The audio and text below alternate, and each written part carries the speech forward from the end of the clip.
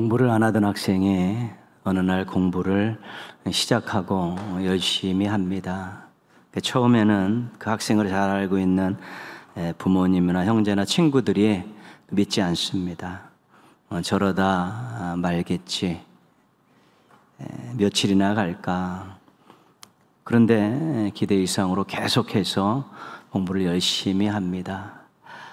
놀랍게도 참으로 끊이지 않고 예전과 같지 않고 계속 열심히 합니다. 한편으로는 놀랍고 한편으로는 궁금했습니다. 제가 공부를 하게 된 동기는 무엇일까? 누가 무엇이 저에게 동기부여를 시켜주었을까? 이런 것이 궁금하죠. 안 하던 학생이 공부를 하니까요. 공부를 잘하는 친구에게 무시당해서 오기가 생겨나서 공부를 시작할 수도 있습니다. 철이 없었는데 부모님 고생하시는 것을 보니까 내가 빨리 커서 우리 부모님 호강시켜야 되겠다는 그런 마음이 또 들어서 공부를 열심히 할 수도 있습니다. 또 그동안에 관심이 없었는데 미래에 어떤 꿈이 생겨서 하고 싶은 일이 생겨서 그 일을 하고자 또 열심히 공부를 할 수도 있습니다. 어떤 이유에서든지 공부를 하지 않던 학생들이 공부를 열심히 하는 것, 그에게 동기가 되었던, 동기를 부여해줬던 그 모든 것들은, 외부적인 그러한 자극들은 사람이 됐던 어떤 환경이 됐던 그것은 그 학생에게는 큰 선물이 되는 것입니다.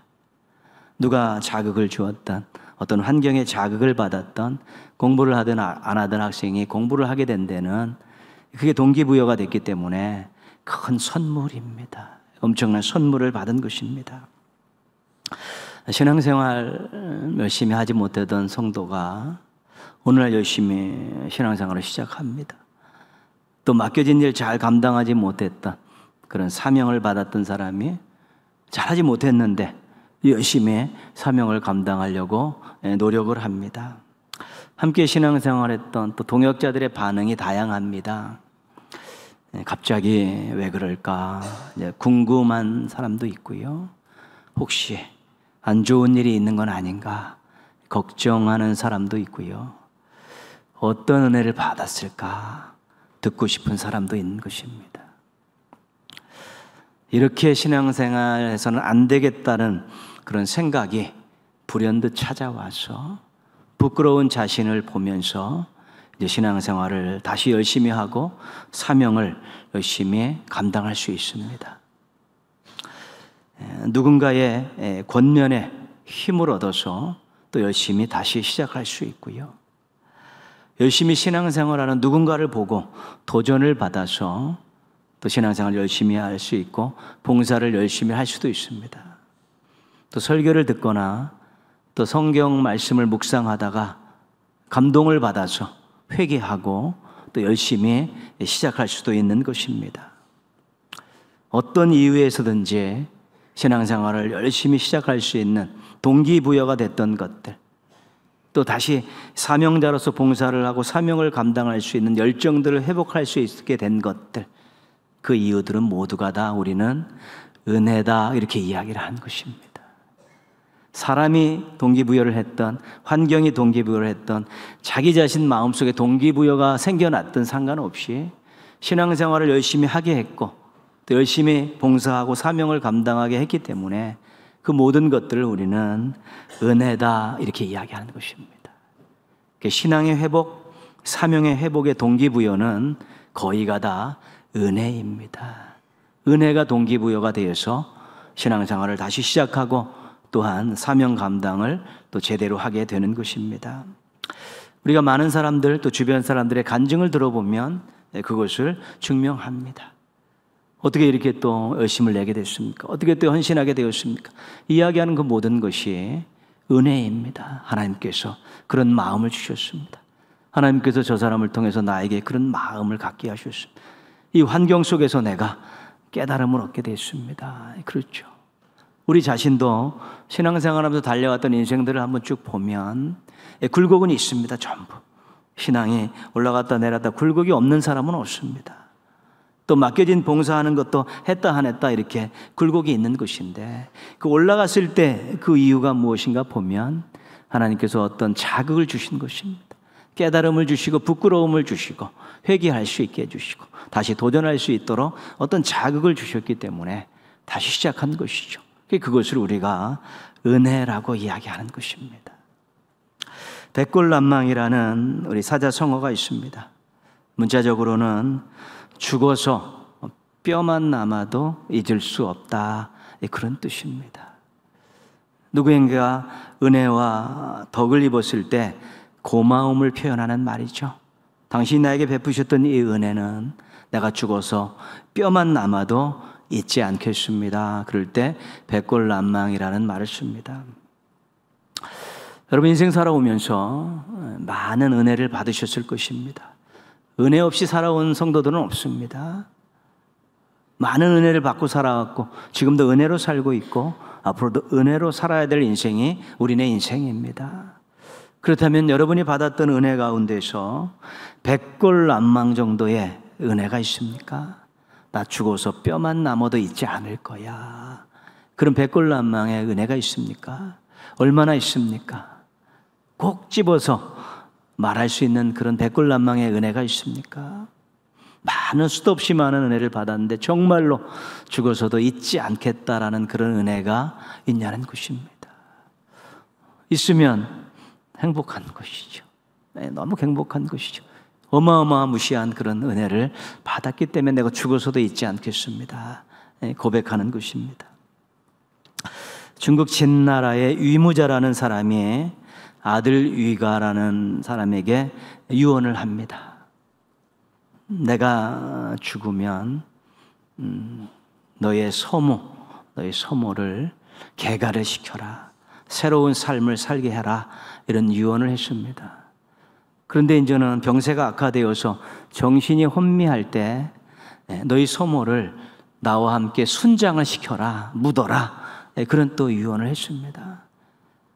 그 이제 위무가가 아버지가 죽고 이 아들 위가가 그 소모를 개가를 시켰습니다. 살렸습니다.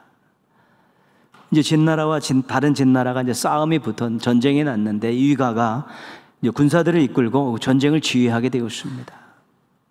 전쟁을 치르는데 말을 타고 달려오던 상대방 병사들이 다 말이 걸려져서 넘어지는 것입니다. 그래서 그들을 다 무찌르고 대승을 걷게 된 것이죠. 뭐 그게 큰 게 한 일 없습니다. 그들이 그 벌판을 말을 타고 달려오는데 이 풀들이 전부 무슨 고리식으로 다 묶여 있어가지고 거기 걸려서 말들이 넘어져서 그렇게 된 것이죠. 어느 날 꿈에 한 노인이 나타났습니다.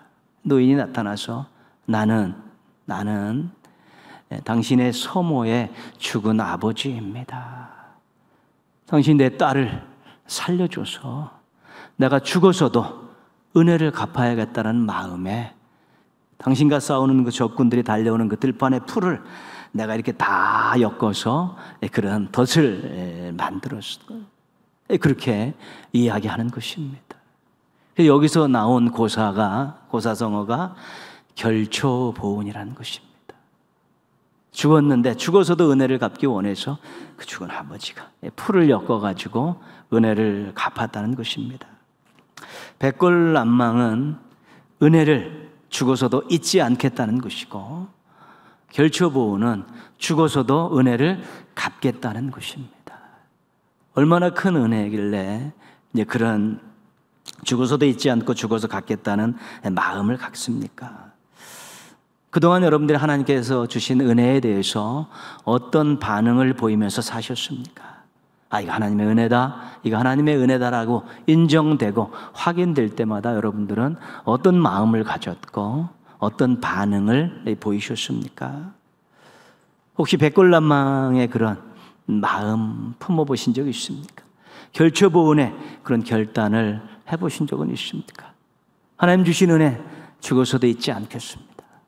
하나님 베푸신 은혜 죽어서도 갚고 싶습니다 라는 그런 마음이 있었느냐는 것입니다. 오늘 시편 116편은 오늘의 주제를 가지고 제목을 붙이면 결초보은의 마음으로 이런 주제를 붙일 수 있습니다. 16장 전체를 이렇게 쭉 읽었으면 좋았는데 부분만, 중요한 부분만 읽었습니다. 1절에서 8절까지는 간증입니다. 간증.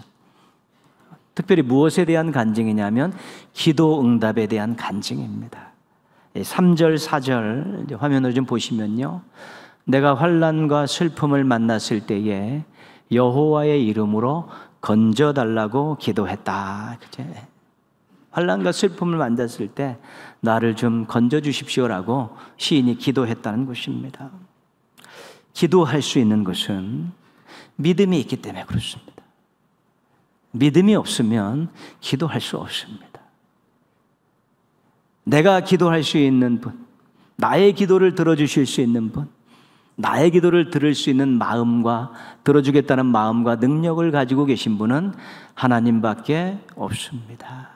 그런 하나님이심을 믿습니다라는 믿음이 있으면 기도하는 것입니다. 근데 하나님이 내 기도를 들어주실 것인가? 하나님이 나의 기도 들으실 마음이 있는가? 내 기도 응답할 능력이 있는가에 대한 의문이 있으면, 의심이 있으면 기도할 수 없습니다. 우리가 과거에 많이 언급되었던 코리 텐붐이라는 여자분이 있습니다. 네덜란드 분인데 나치가 네덜란드를 침입했을 때 유대인들을 자기 집에 숨겨주었습니다. 그리고 발각이 돼서 부모와 그 자매가 같이 다 포로 수용소에 이제 갇히게 됐죠. 결국 부모와 언니는 포로 수용소에서 고문에 시달리다가 죽음을 당하고, 이 코리 텐붐이라는 여사는 아주 구사일생으로 하나님의 은혜로 이제 살아났습니다. 그래서 신학을 공부하고 이제 하나님 종으로 살겠다고 다짐했는데 그 부모와 언니를 죽인 그 나치 독일 사람 만났습니다. 속에서 열불이 났는데 그거 다 용서하지요. 그리고 하나님께서 너 독일에 가서 복음을 전하라, 그런 사명을 주십니다. 감당할 수 없는 것이지만 다 이렇게 순종하고 나아갔습니다. 그분이 믿음에 대해서 이런 정의를 내렸습니다. 믿음은 볼 수 없는 것을 보고 믿을 수 없는 것을 믿으며 불가능한 것을 받아들인다. 이 정도의 확신이 있어야만이 기도할 수 있는 것입니다. 그 어려운 원수 같은 그 나라의 복음을 전하고 원수 같은 그 사람을 용서할 수 있게, 그 하나님이 어떤 분이고 하나님이 어떤 생각을 가지고 계시다는 것을 분명히 알아야 돼. 기도하게 되고 기도에 그 믿음이 동력이 되어서 정말 기도를 통해서 이루고자 하는 삶의 자리에까지 나아가는 것입니다. 기도하지 않는 것에 대해서 여러 가지 이유를 들 수 있습니다. 그러나 기도하지 않는 이유는 간단합니다. 하나는 믿음이 없어서 그렇습니다. 믿음이 없으면 기도하지 않습니다. 또 하나는 간절하지 않기 때문에 그렇습니다. 있어도 그만, 없어도 그만이기 때문에, 간절하지 않기 때문입니다.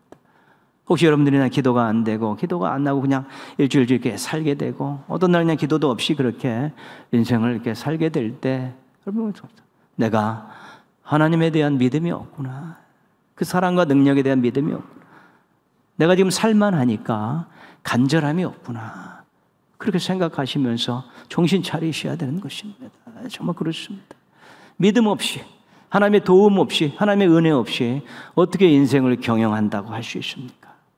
시험과 유혹이 얼마나 많고 위험한 일들이 얼마나 많고 호시탐탐 우리를 노리는 악한 것들이 그들먹한 이 세상에서 믿음으로 기도하고 간절함으로 기도하지 않고 하나님의 도움을 어떻게 구할 수, 그 도움 없이 우리가 어떻게 살 수 있습니까?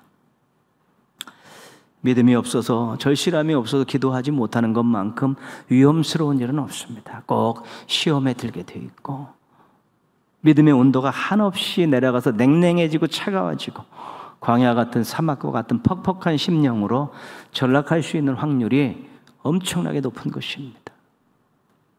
이렇게 믿음으로 기도한 시인이 감격적으로 간증을 합니다. 6절 보시면요, 여호와께서 순진한 자를 지키시며 내가 어려울 때에 나를 구원하셨다. 내가 어려워 환난과 슬픔을 당해서 우리 하나님 앞에 기도했는데 하나님께서 내가 어려울 때 나를 구원해 주셨다. 그게 간증입니다. 이것이. 우리가 인생 살면서 신나는 일들이 많습니다. 뭐 즐거운 일도 많고 그렇대. 우리 신앙인으로서 또 신나는 일 가운데 한 가지는 응답에 대한 간증이 있을 때입니다. 내가 기도했는데 하나님께서 들어주셨습니다. 근데 들어주신 것은 이제 요만한 것이죠. 요만한. 하나님 요만한 걸 나 들어주셨습니다. 그랬는데 그 이면에 무엇이 있습니까? 하나님이 나를 사랑하고 계시는구나 확인할 수 있고요. 하나님이 내 인생에 간섭하고 계시구나 이것에 대해서 확신이 들 수 있고요. 나의 사랑하시고 나의 간섭하시고 나의 기도에 응답해 주시는 하나님과 함께라면 내가 인생을 살만 나겠다 이런 확신들이 들면서 신이 나는 것입니다. 그 응답된 그 열매 하나 작은 것 때문에 신나는 것이 아니라 그 응답해 주신 그것 때문에 그 속에 담겨있는 하나님의 사랑, 간섭하심, 하나님과 함께라면이라는 이런 것들이 깨달아지면서 이 응답에 대한 간증을 하는 것이 얼마나 신나는 일인지 모릅니다. 하나님이 나의 기도를 들어주셨습니다. 얼마나 사랑하는지 모릅니다. 내 인생에 막 간섭해 들어오십니다. 나 이런 하나님과 함께 인생 경영하며 살겠습니다. 그럴 때 그것만큼 행복한 일이 어디 있고 그것만큼 신나는 일이 어디 있습니까? 시편 116편의 시인이 1절에서 이런 고백을 합니다. 여호와께서 내 음성과 간구를 들으심으로 내가 그를 사랑하는도다. 이것은 백골난망의 마음을 품는 것입니다. 하나님께서 내 기도를 들어주셨습니다. 내가 어려울 때 나를 구원해 주셨습니다. 나 죽어서도 이 은혜 잊지 않겠습니다. 그러면서 한마디 진심을 담아 툭 던지죠. 주님 사랑합니다. 해 던지는 것입니다. 기도했더니 응답해 주셔서 하나님 죽어서도 잊지 않겠습니다. 감사합니다. 사랑합니다. 이런 고백을 하고 있는데 이 백골난망의 고백입니다. 백골난망의 이 마음을 품은 시인이 이제 12절 말씀하는데 우리가 여절로도 알고 있는 말씀입니다. 같이 읽겠습니다. 내게 주신 모든 은혜를 내가 여호와께 무엇으로 보답할까? 이게 결초보온의 마음입니다. 결초보온 마음. 은혜를 생각하면 감사한 마음이 생겨나지요. 하나님의 은혜를 곰곰이 씹으면 우리 하나님을 사랑하는 마음이 생겨나게 되는 것이고요.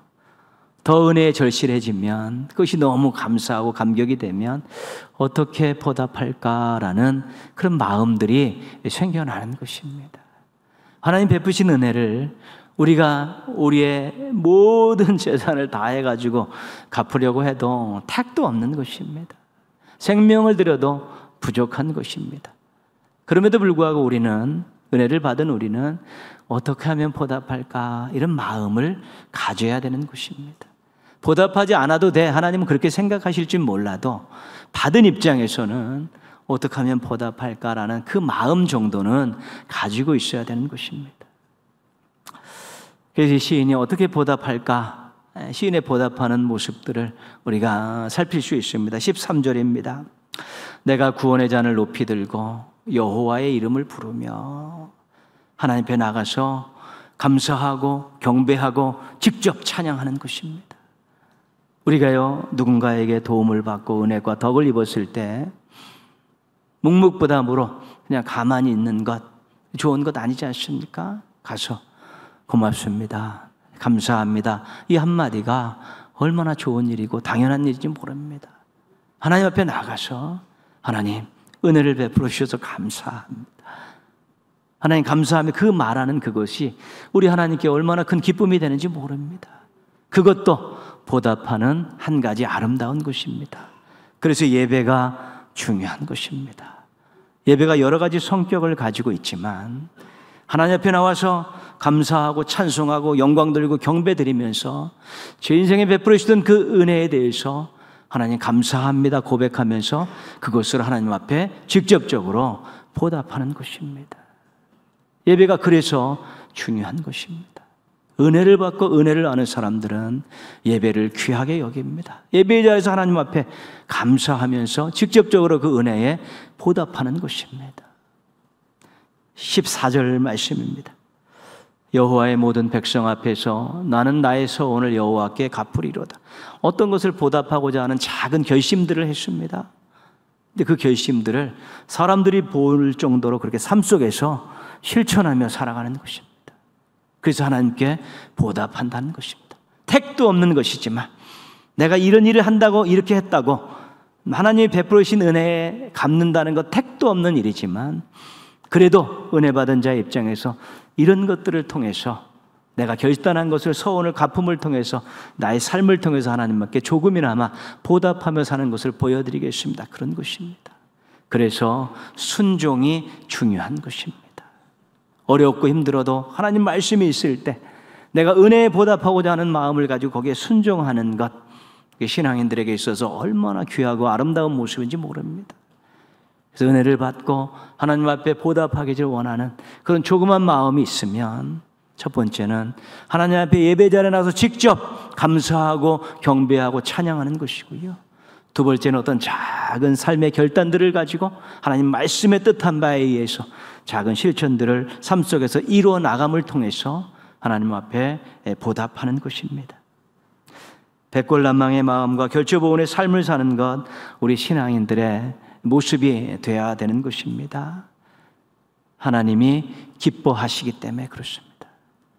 구약에 나와 있는 이스라엘 백성들, 광야 시대의 이스라엘 백성들, 왕정 시대의 이스라엘 백성들 보면 정말 하나님께 어떤 모습을 많이 보여드렸냐면 배은 망덕의 모습을 얼마나 많이 보여드린지 모르겠습니다. 우리들의 인생도 살아오면서 때로는 하나님 앞에 배은 망덕의 모습을 보여드릴 수 있었을 것입니다.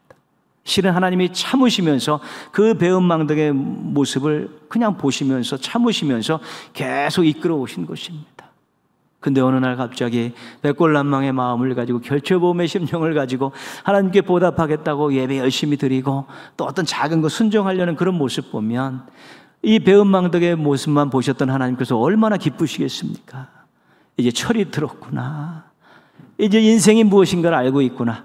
이제 신앙이 어떤 것인가에 대해서 조금 깨우침이 있구나. 그 성장하는 모습 때문에 하나님께서 기뻐하시는 것입니다. 그리고 백골난망의 마음과 결조범의 삶을 사는 신앙인들의 모습은 사람들이 보기에도 아름답습니다. 이 시대의 사람들은 굉장히 이기적입니다. 자기 자랑에 흠뻑 빠져 있고요. 자기 PR 시대라고 해서 뭐 좀만 잘하면 자기 내세우기 바쁜 이 시대에 하나님께 감사하는 마음을 가지고 보답하는 그런 겸손함을 가지고 삶을 살아갈 때 그런 사람들이 우리 주변에 있을 때 그것을 바라보는 우리의 마음이 얼마나 흐뭇한지 모릅니다. 아름답기 때문에 그렇습니다. 우리 신앙인들은 은혜를 알고 살아야 합니다. 당연한 것 없습니다. 자기가 한 일 아닙니다. 우리 신앙인은 은혜를 기억하며 살아야 합니다. 물에 새기는 것이 아니라 돌에 새기면서 기억해야 되는 것입니다. 우리 신앙인은 그래도 은혜를 보답하고자 하는 그런 모습으로 살아야 합니다.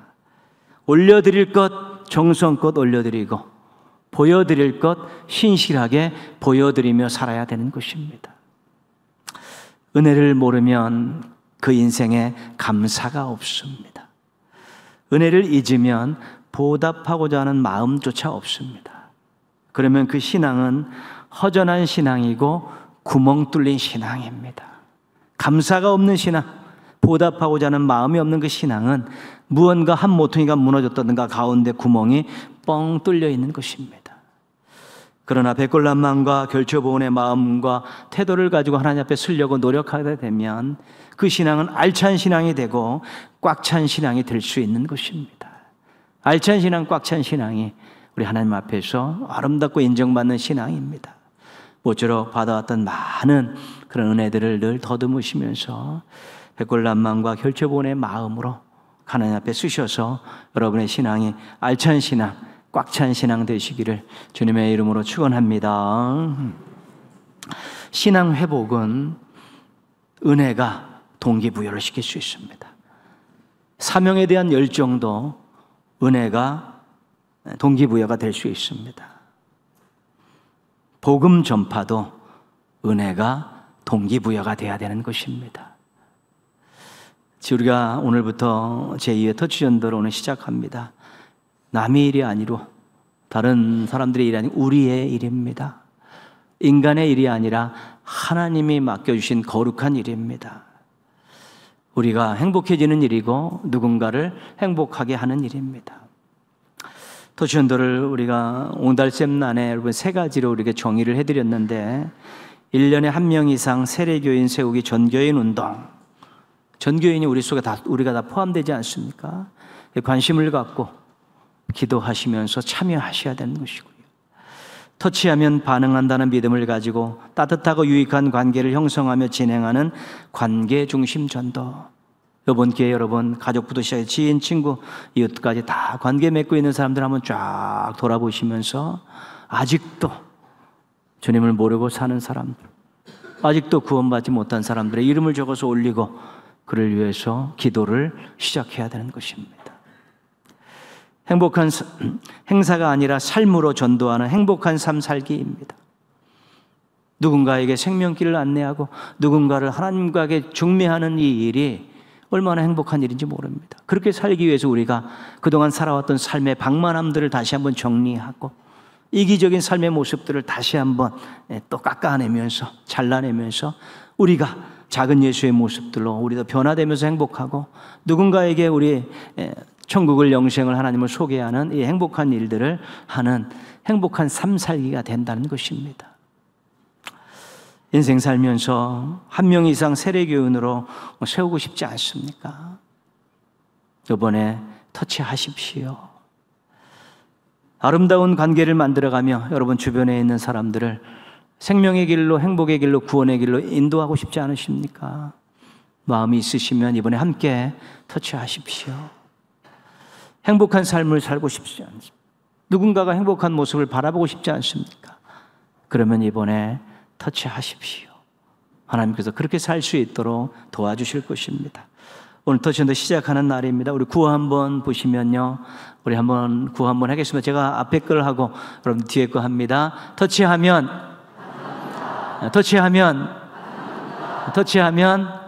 예, 이것이 우리가 믿음을 갖고 하는 것입니다.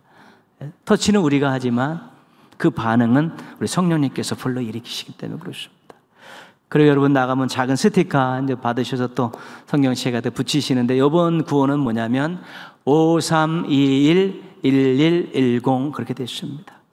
당신은 작년에는 1126 그렇게 됐었는데 5321 1110 이렇게 됩니다. 그게 5명 작정하고 3명 초청하고 2명 등록시키고 1명 세례교인으로 세웁니다. 우리가 생명잔치하는 날은 11월 10일입니다. 이런 뜻입니다. 앞으로 이제 계속 할 텐데요. 그거 하는 것입니다. 주변에 많은 분들 중에서 한 5명 이상 한번 찾고요. 또 거기서 또 한 3명 정도 한번 초청하고 2명 등록하고 1명 이렇게 세례교인으로 만들자 그것입니다. 숫자상으로는 쉬운 일인데 얼마나 많은 공을 들여야 되는 일인지 모릅니다. 물건과 하는 일이 아니라 사람과 하는 일이기 때문에 그렇습니다. 이 일을 위해서 우리가 49일 터치 새벽 기도회를 합니다. 9월 24일부터 11월 10일까지 신청서 있습니다. 가져가셔서 2주 동안 고민하시고 기도하십시오. 무리하지 마십시오. 건강과 또 삶의 형편 따져서 내가 요 정도만 하겠다.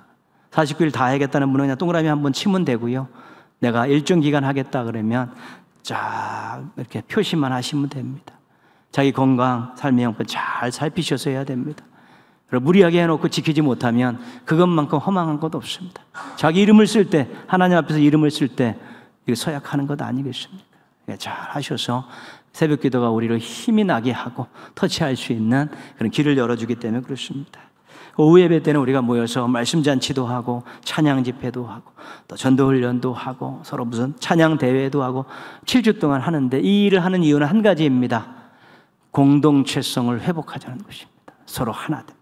남녀노소가 함께 한 가족들이 함께 모여서 어우러지면서 우리 힘을 모아서 터치하자 그런 의미입니다. 오후 예배 그동안 또 잘 나오지 못했던 분들은 이번 기회에 한번 7주 정도 한번 나오셔서 우리 선배님들도 만나보고 또 부모님과 같은 또 신앙인들 젊은 사람들과 또 한번 교제하고 몰랐던 분들과 인사하고 교제하면 우리 공동체성을 회복해서 이 일을 잘 감당할 수 있게 되는 것입니다. 갑자기 많은 말씀 드리니까 부담되십니까? 부담되시는 거 당연하죠. 그렇지만 받은 은혜를 생각하시면서 내가 보답해야지 동기부여를 은혜로 삼으시면 아마 또 극복하고 도전하실 수 있게 될 것입니다. 받은 은혜 동기부여 받아서 결조본의 결단으로 터치전도에 참여하는 우리 멋쟁이 성도들 되시기를 주님의 이름으로 축원합니다.